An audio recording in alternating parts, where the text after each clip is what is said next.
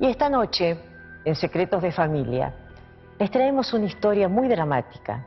Es la historia de la familia Oesterheld, que quedó destrozada después de la dictadura militar que asoló a nuestro país. Héctor Oesterheld, ustedes saben bien, el guionista, el creador del Eternauta. Bueno, junto con sus 4 hijas mujeres, ellos militaban en Montoneros. Desaparecieron todos y sobrevivió Elsa. Elsa, la madre, la esposa, que está con nosotros aquí esta noche, y 2 de sus nietos, de los cuales ella también les va a contar la historia. Una historia de profundo dolor, pero que forma parte de la historia argentina que queremos conservar para ustedes. A mediados de los años 50, las revistas de historietas eran una importante fuente de diversión y de entretenimiento. Se vendían cientos de miles de ejemplares por semana y había legiones de fanáticos. Héctor Oesterheld fue el guionista más destacado de la época, el mejor de los mejores en un medio que marcó a toda una generación. La historia de su familia comienza cuando conoce a Elsa, su mujer. Era adolescente, tenía 17 años y había fallecido hacía 2 años la única hermana que yo tuve. Entonces eso me causó un trastorno terrible porque quedé muy sola en una época donde realmente yo estaba empezando el colegio secundario, quedé muy sola en una palabra. Con un carácter modesto y sin hacer alarde de sus creaciones, Héctor Oesterheld dejó un legado fundamental para la ficción nacional. La simpleza de sus héroes y una delgada línea entre ficción y realidad fueron las coordenadas que atravesaron su obra y le otorgaron un prestigio mundial que todavía está vigente.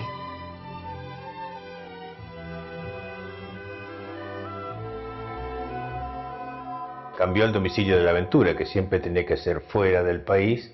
Incluso él hizo en abril, hizo Sargento Kirk, que en realidad iba a ser un soldado argentino. Pero dijeron, no, en Estados Unidos, porque todo lo que pasa en Estados Unidos, sobre todo en esa época, era como que pasaba en un limbo, ¿no? Y él puso las cosas que pasaban acá en Buenos Aires, en el interior. La capacidad de él para crear ad infinitum historias de todos los géneros y ser él mismo quien las escribía, todas las historias, aún aquellas que salían con seudónimos, o aún aquellas en que salían con el nombre de su hermano, por ejemplo, o con algún nombre inventado. En realidad era él el que estaba siempre detrás de las historias. Yo creo que más allá de que haya hecho historietas, es el más grande escritor de aventuras que tuvimos en la Argentina. No hay otro como Oesterheld, ¿no? La literatura de aventuras aquí no fue muy próspera ni muy interesante, ¿no? Así que esas cosas que él escribía eran grandes aventuras. Que aparte de ser el mejor historietista de la Argentina y posiblemente uno de los mejores del mundo, es un gran escritor y es un gran humanista.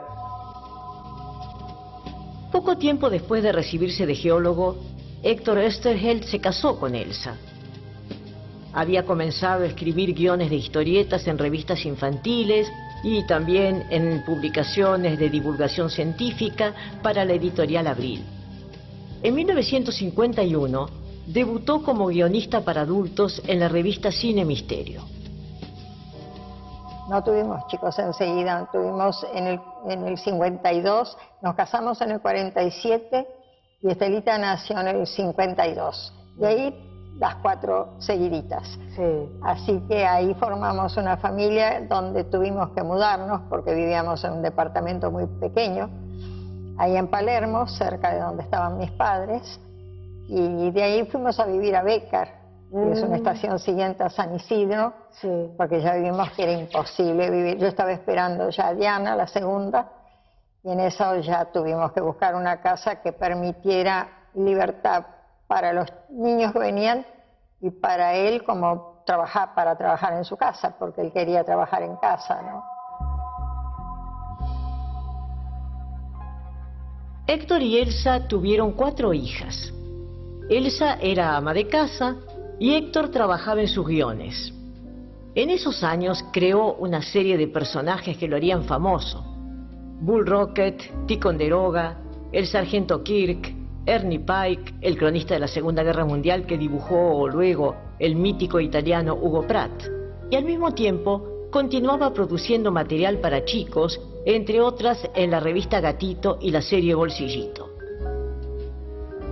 Gatito, digamos, de alguna manera convive con esos personajes que han fascinado a tantas generaciones. Por ejemplo, a mí me contaron que la cara del sargento Ernie Pike era la cara de Oesterheld. ¿Es así? La de Ernie ¿Es Pike, verdad? sí. ¿Sí? Ese fue Hugo, que él tenía la costumbre de que los guiones se los mandaba todos dibujados por cuadrito, y en el cuadrito ya estaba explicada como diré, la escenografía que tenía que tener los personajes y las cosas que tenían que estar dibujadas. Entonces él siempre se hacían bromas con Hugo, era un tipo muy divertido. Él no, él era taciturno y callado. Era un tipo que consiguió abrirse un poco cuando empezó con este trabajo, porque el mismo grupo de gente que eran muy, no sé, tipos muy bohemios, a él lo obligaron a salir un poco hacia afuera, sino era un tipo muy taciturno y muy introvertido. ¿Sí? Sí. Su cabeza era una imaginación permanente. A fines de los años 50, Héctor Oesterheld tenía una vida cómoda y feliz. Trabajaba en su casa, tenía esposa y 4 hijas sanas. También era dueño, junto a su hermano, de la editorial Frontera, donde publicaba sus historietas. Es un proyecto, por un lado comercial, es un proyecto de algún modo cultural también. El asunto es así. Héctor Oesterheld trabajaba como guionista para varias editoriales, pero sobre todo para Editorial Abril. También trabajaba para Codo, siempre fue un laburante de la cultura. Para él, escribir fue una manera de expresarse y de ganarse la vida, no contradictorias. Yo tuve 15 años que mi casa era un cuento de hadas, porque las nenas también fueron creciendo, dibujaban, escribían, era un mundo de arte mi casa, y con tipos que fueron los mejores dibujantes del mundo, estaban todo el día en mi casa. Así que para mí misma fue un aprendizaje impresionante, ¿no? Era idílico, porque tenía una mujer muy bonita y muy simpática, que es Elsa. La Elsa de hoy día sigue siendo una guapa mujer, pero era más joven y más bonita hace 40, 50 años. Y sus nenas, sus hijas, eran unos biscuits, una maravilla Eran 4 nenas bonitas, graciosas, así que el ambiente era muy agradable realmente. Oesterheld estaba alcanzando un pico de creatividad y calidad que el género no había conocido hasta ese momento. De la mano de su imaginación, la historieta argentina llegaría entonces a su máximo nivel. Pero también estaba en la antesala de una tragedia que asolaría a su familia tiempo después.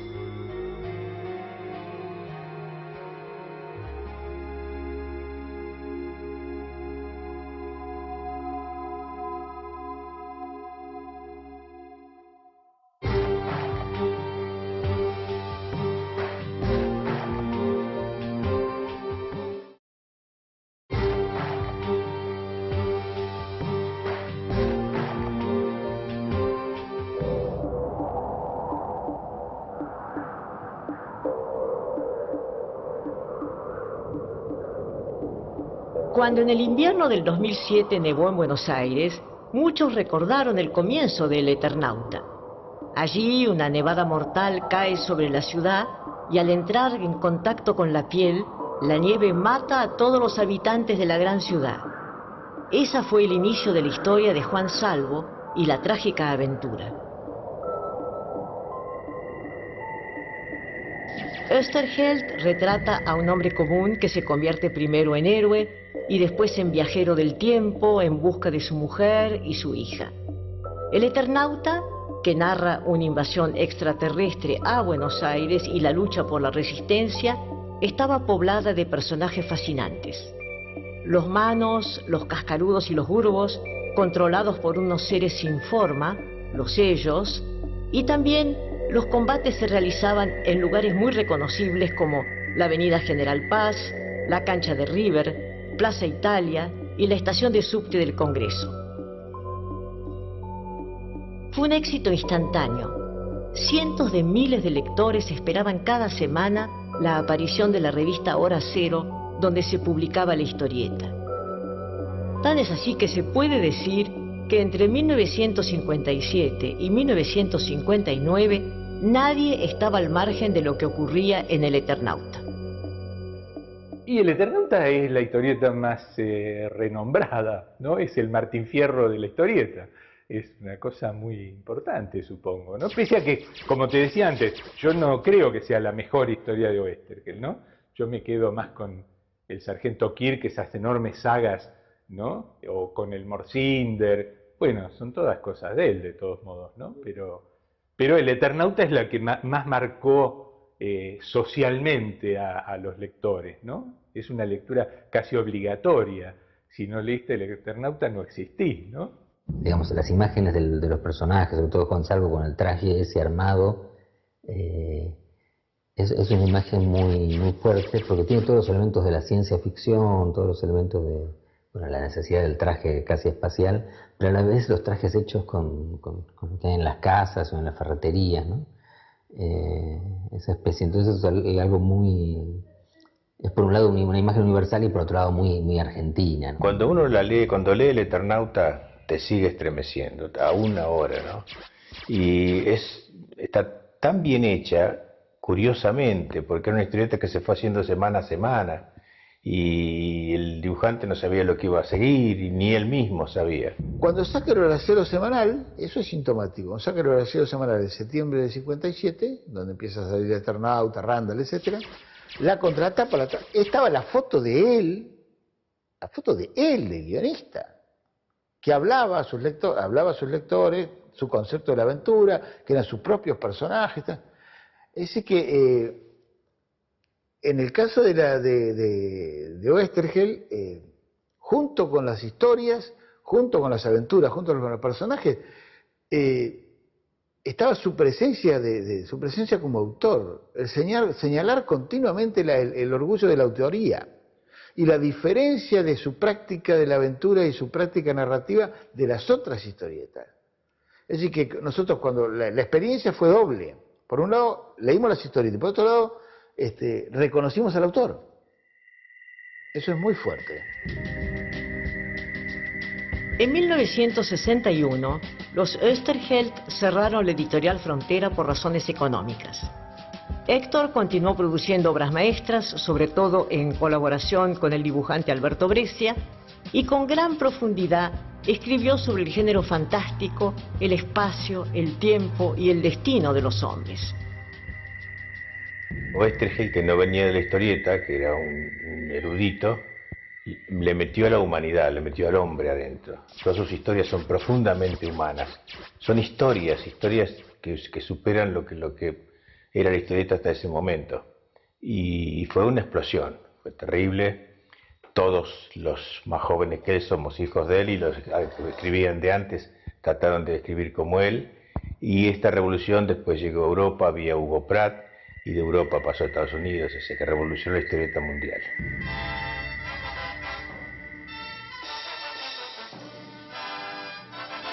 La segunda mitad de la década del 60 estuvo signada por grandes esperanzas de un cambio social. La revolución había triunfado en Cuba, liderada por Fidel Castro y el Che Guevara, y era un modelo para muchos jóvenes.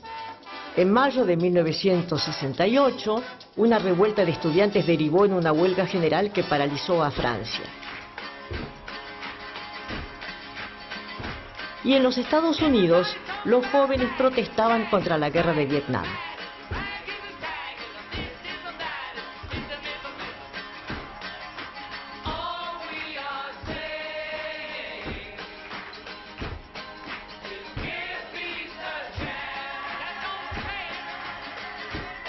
La Argentina también tuvo su propia rebelión estudiantil y sindical.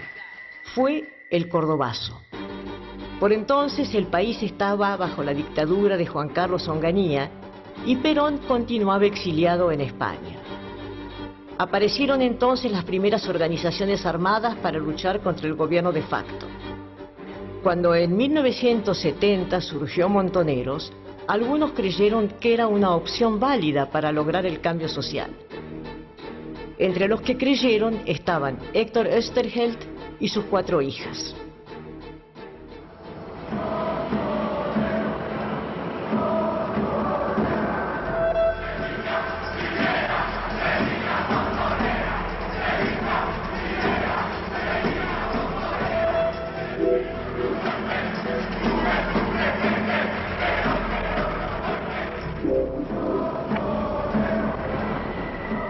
Yo creo que cuando vio que la juventud tomaba el rumbo ese, durante años, hasta el 70, él no se metió, y ahí en el 70 fue cuando él se dio cuenta, ante ver toda la juventud, incluyendo las chicas que consideraban que era necesidad de la ideología para volver a la democracia, que nunca se reafirmaba y qué sé yo, y se ve que él ahí lo convencieron. Claro, porque hay, como en todas las cosas, Elsa, hay versiones, ¿no? Unos decían que Oesterheld había convencido a sus hijas y otros decían que sus hijas la habían convencido. Era al revés. ¿No? Las hijas la convencieron. Es decir, no las chicas, porque las chicas eran muy chicas. A ellas las convencieron, como era toda la generación de adolescentes, que eran todos chicos del secundario, y ellas iban en ese momento, iban al Nacional San Isidro, y unas y otras iban a un colegio de hermanas que ellas habían elegido, y bueno, y ahí es donde él hubo personas, una persona sobre todo que era hijo de un amigo de casa de mucho cariño de mí, que era, ¿cómo te diré?, el muchacho que había sido candidato a sacerdote y que después dejó, se apartó y después se metió con los curas del tercer mundo. Y bueno, y empezaron todo, fue un movimiento general de todos lados, y la mayoría, por lo menos la gente que trataba a Héctor y yo y las chicas y todo, eran muy chicas y muchachos de clase media alta y católica por sobre todo.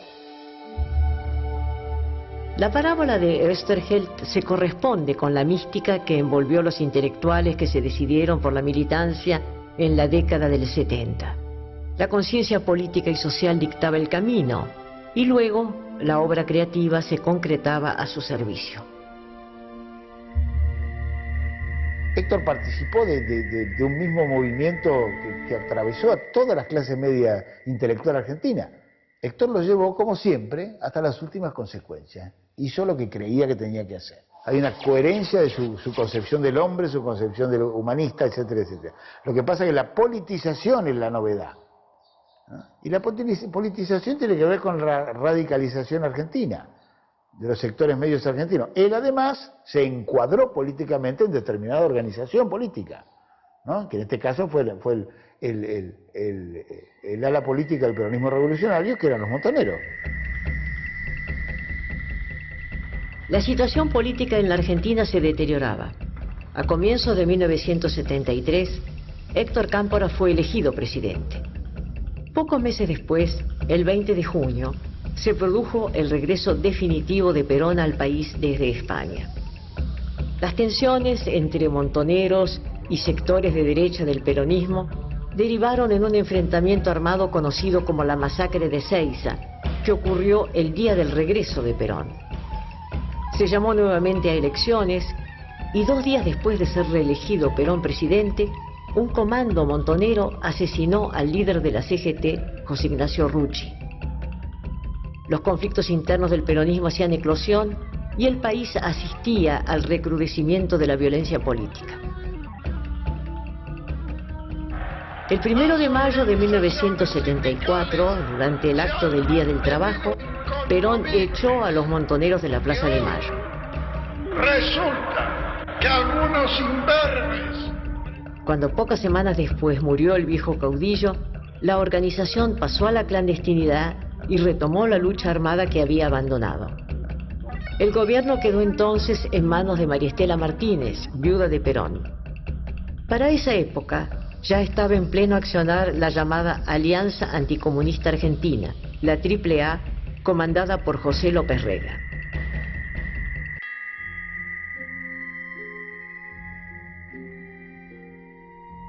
Oesterheld y sus hijas estaban muy involucrados con su militancia en Montoneros. Héctor trabajaba en la prensa y colaboraba con la Juventud Trabajadora Peronista, el brazo sindical de la organización. Incluso Héctor, cuando decidió trabajar para la prensa de los Montoneros, me explicó que él se iba a ir porque ya las chicas también ya estaban casadas, y bueno, ahí ya hizo cada uno su vida, pero no tuvimos una separación por, como todos dicen, vos te separaste, entonces no, él se fue, pero no tampoco por habernos llevado mal, sino en ese momento ya no tuvimos una lucha terrible porque yo no tenía, de ninguna manera entendía la violencia bajo ningún punto de vista, y nunca lo había entendido en él, que era el tipo más pacífico que se puede imaginar. Pero pobre, para vos qué terrible que de pronto ese mundo... No te lo podés imaginar, porque eso fue la destrucción más impresionante que me representó a mí, porque yo sabía que mis hijas iban a la muerte, que ya era el momento en que eso era un peligro terrible. Yo le decía, por Dios, salvá a las chicas, hacé lo que vos quieras, pero tratá de rescatar a las chicas.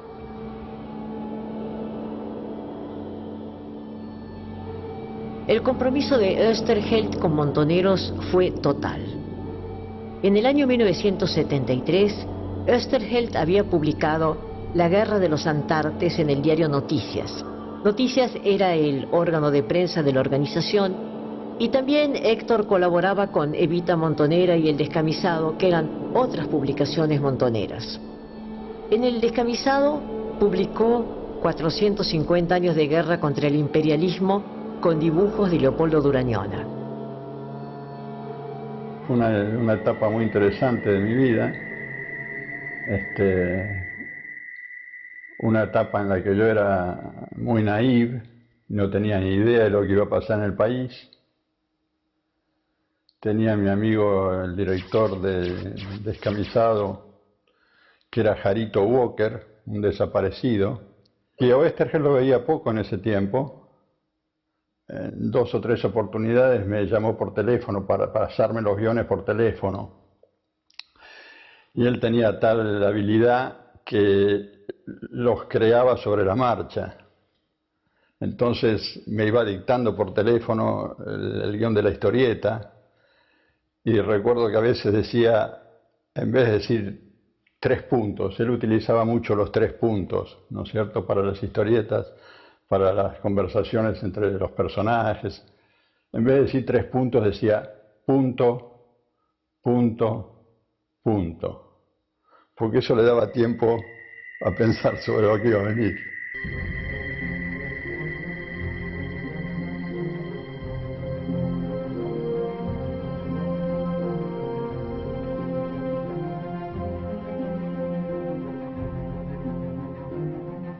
En los comienzos de la década del 70, todo era creación, en lo de los Oesterheld, todo era vida de familia, una familia numerosa, hasta que de pronto entra a jugar la pasión política, y el drama y la persecución y la desaparición. Una historia secreta que estamos abriendo para ustedes.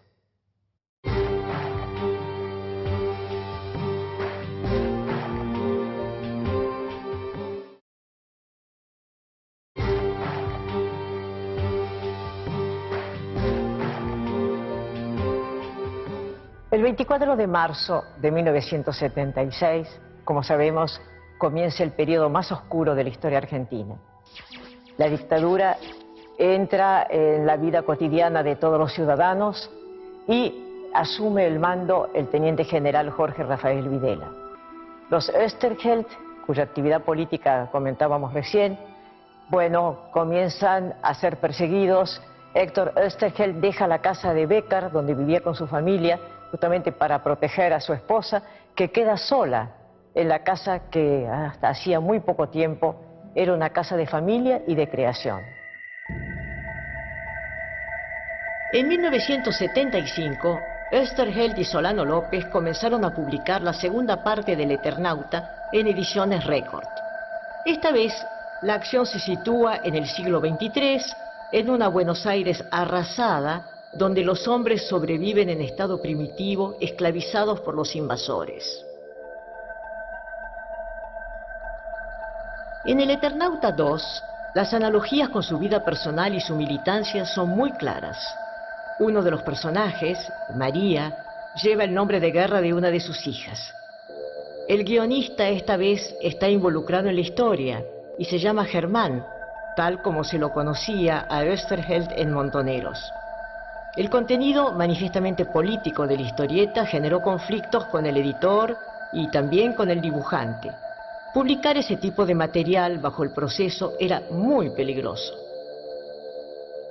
Yo le hice una primera reclamación que dio lugar a una reunión ahí de ejecutivos en la editorial sobre cómo había politizado el tema del Eternauta en la forma en que lo estaba llevando,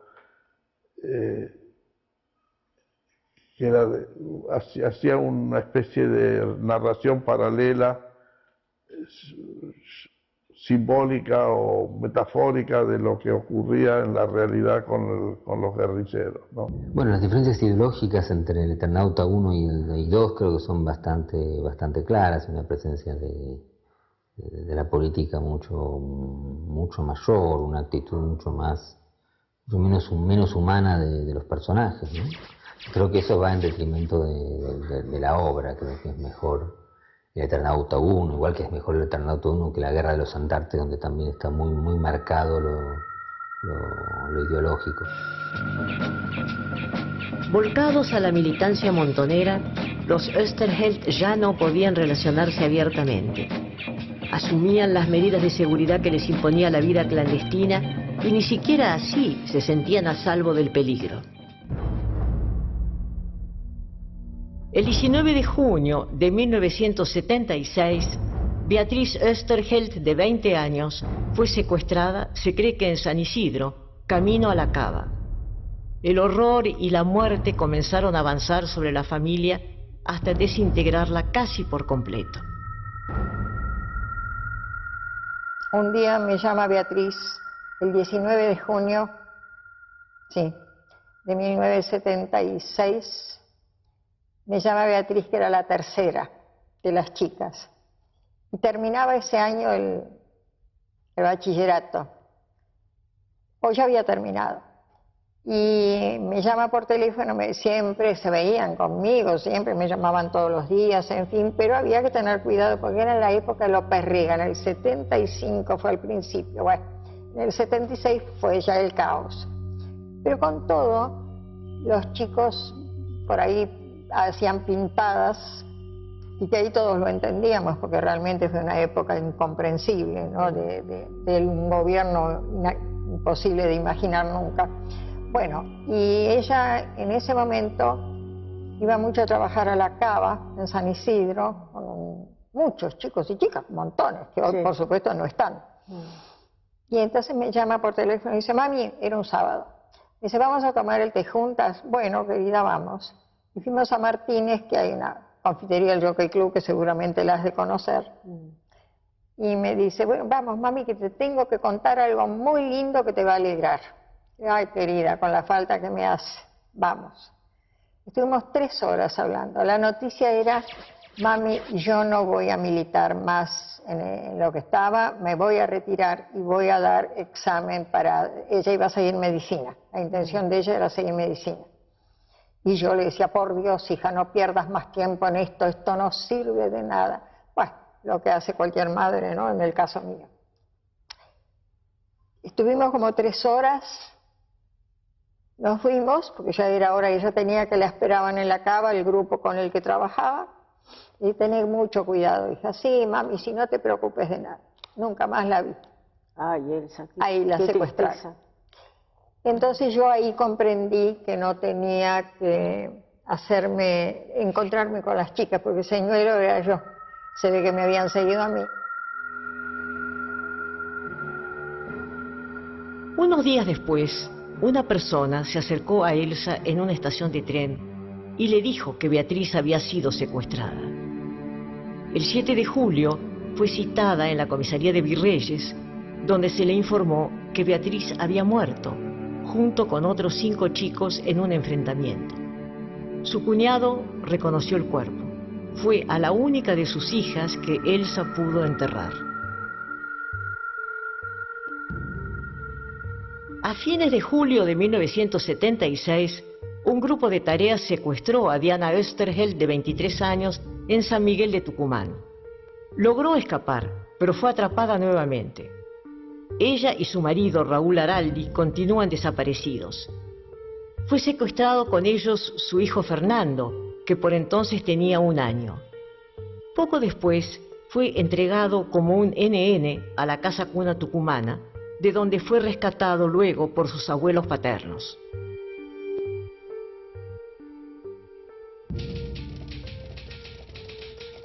Mientras tanto, el Eternauta 2 se continuaba publicando en la editorial Record.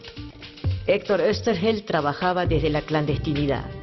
Se sabe que, al menos durante un tiempo, su refugio fue una isla en el Tigre.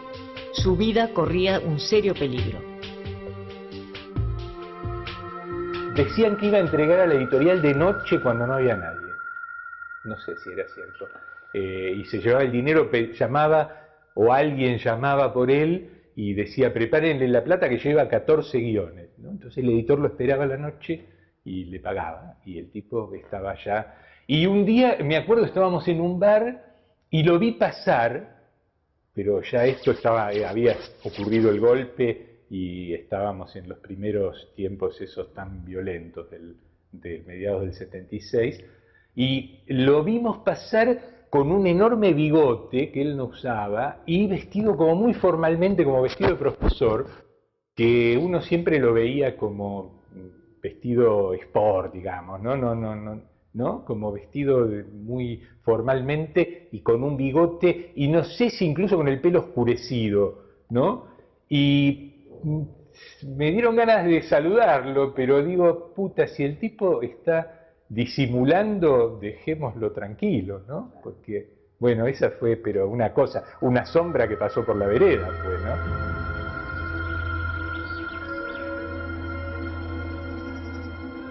Por precaución, Elsa dejó la casa de Becker y fue a vivir con sus padres. Fueron meses de desesperación buscando a su hija y a su nieto. Pero el año más terrible del proceso todavía estaba por llegar. El 3 de marzo o el 24 de abril, según diferentes versiones, en 1977, Héctor Oesterheld fue capturado en La Plata. En menos de 1 año y medio, la familia Oesterheld sería prácticamente extinguida. Poco después de su padre fue apresada Marina. Había cumplido 18 años, era la menor de las hijas. En diciembre murió acribillada Estela Oesterheld, de 24 años, junto a su marido Raúl Mórtola. Uno de los militares del operativo era fanático de la obra de Oesterheld. Decidió entonces llevar a su pequeño nieto Martín, de tan solo 3 años, y testigo de la masacre, a visitar a su abuelo al centro de detención en donde se encontraba. Esa misma noche fue entregado en la casa de su abuela. Sería el último familiar en ver a Héctor Oesterheld con vida. El primer recuerdo que tengo es con mi abuelo. Es el lugar a donde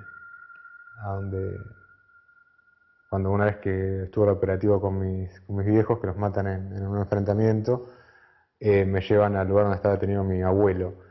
Y es el primer recuerdo que tengo ese. Yo no le creía al militar este que me lo trajo, que venía con un amigo, que el tipo estaba aterrado porque decía, nos van a agarrar, nos van a agarrar. Y él estaba con el uniforme militar. Entonces yo le dije, usted me está mintiendo. Porque me dice, este nene le va a decir todo, estuvo con el abuelo. Está vivo, señora, y está bien. Va bien, me dijo, está muy destruido, pero estaba vivo, una palabra.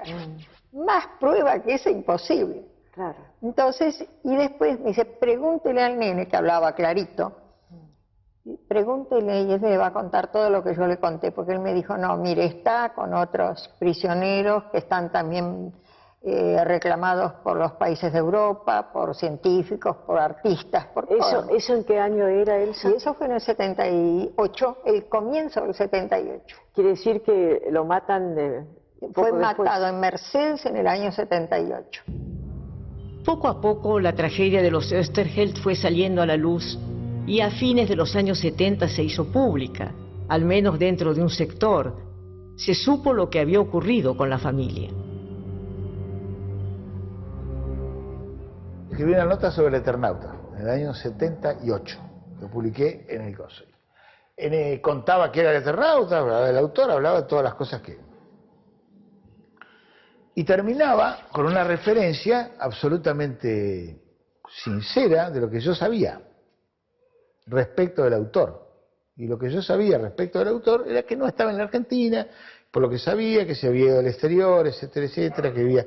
Lo que yo sabía, mal sabía, era que lo habían agarrado a los milicos y que lo habían soltado con la obligación de que se fuera. Y una noche suena el teléfono de la corrección de Clarín, me dicen, es para vos, atiendo, y escucho la voz de una mujer que me dice, bueno, habla la mujer de Oesterheld, ¿usted sabe dónde está mi marido? Entonces, Elsa, hicimos una cita, la fui a conocer a Elsa, nos encontramos, fui a la casa de ella que vivía con su mamá entonces. Bueno, y ahí me enteré, me desayuné de todo el horror. O sea que en 2 años y pico te quedaste sola, sin 4 hijas, sin tu marido, sola. Totalmente. ¿Pudiste perdonar eso? Mira, Magdalena, ese es otro tema. Yo tuve etapas en mi vida determinantes y las sigo teniendo. Con mis 83 años todavía sigo pensando en que yo voy a terminar de pie y sin odio. Lo estoy logrando. No es fácil, créeme que no es fácil. Seguro que no. Es terrible. A mí todos me dicen, ¿cómo podés sonreír? No lo sé, pero yo lo consigo porque quiero demostrarles a los chicos, a todos, al mundo joven en general, que la violencia no sirve para nada. Todo lo que tuvo mi abuela para decirme me lo dijo con mucha generosidad y con mucho amor. Me lo dijo también ejercitando ella sus contradicciones con respecto a lo difícil que era llevar esa carga encima. Pero aprendimos a convivir con eso y después, a medida que fui siendo un poco más grande, me dediqué yo a averiguar un poco el relato de mi abuelo, de mis viejos, de mi vieja, de mi viejo en particular. Y después, además, con el tiempo, a tener una opinión de esa época que me costó muchísimo y me cuesta, digamos, mucho por los vaivenes. Nunca sabés concretamente, digamos, cuál es el panorama entero. A veces pienso, digo, 25 años mi papá, 23 mi mamá, y tener una vida tan dedicada con el valor de la solidaridad y no tanto pensando en ellos mismos, queriendo hacer una revolución. Me siento orgulloso desde ese punto de vista.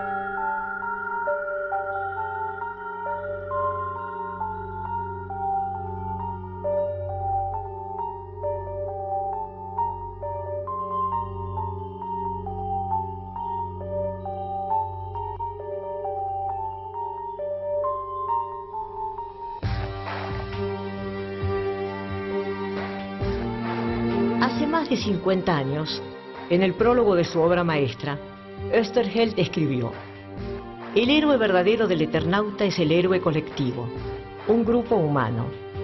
Refleja así mi sentir íntimo. El único héroe válido es el héroe en grupo, nunca el héroe individual, el héroe solo. La vida de Hector Hermann Oesterheld refleja la profundidad de sus convicciones. Sus convicciones efectivamente fueron llevadas hasta las últimas consecuencias.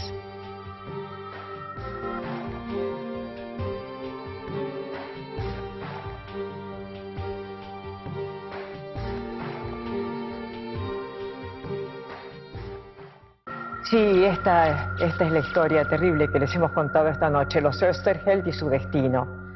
Bueno, Elsa les ha hablado de sus hijas, de lo poco que pudo saber de sus hijas. Hay 2 nietos que Elsa todavía está buscando, junto con las abuelas de Plaza de Mayo, por supuesto. Esperemos que puedan encontrarse algún día. En estas historias secretas de familia hemos abierto muchas llagas. Bueno, pero es la historia del país en el que hemos nacido y en el que queremos vivir.